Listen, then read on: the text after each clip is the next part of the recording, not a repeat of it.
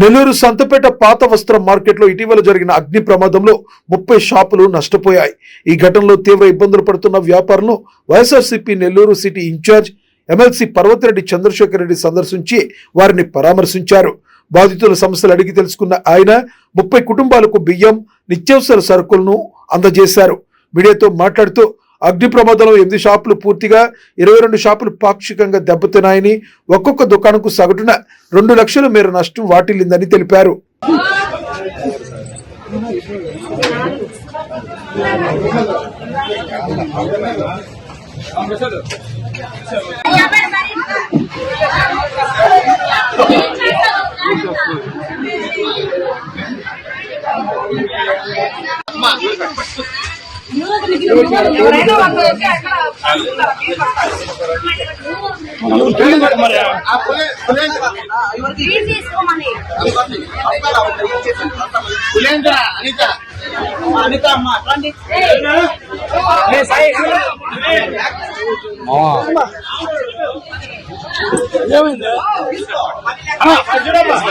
చూడమ్మా చూడమ్మా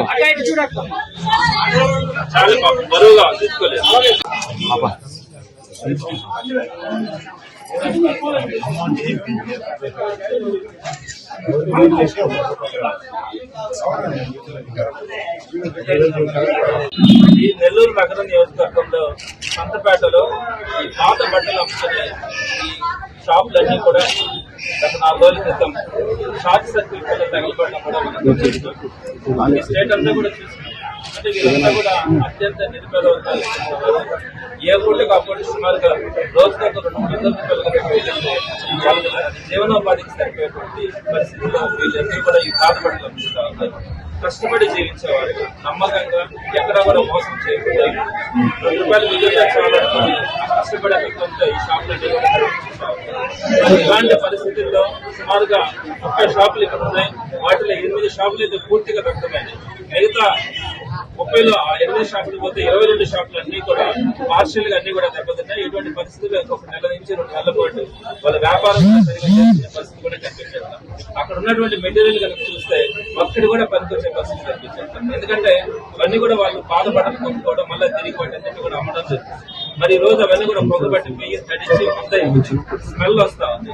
సో అవి ఎట్లా కూడా వాళ్ళకు ఉన్నటువంటి మెటీరియల్ లో ఒక్కటి కూడా తిరిగి అమ్మడం. మరి వాళ్ళందరూ కూడా ఈ రోజు అత్యంత పేదవాళ్ళు కాబట్టి అటువంటి వాళ్ళని ఎంకరేజ్ చేయడం, అటువంటి వాళ్ళకు భరోసా కల్పించడం ప్రభుత్వం.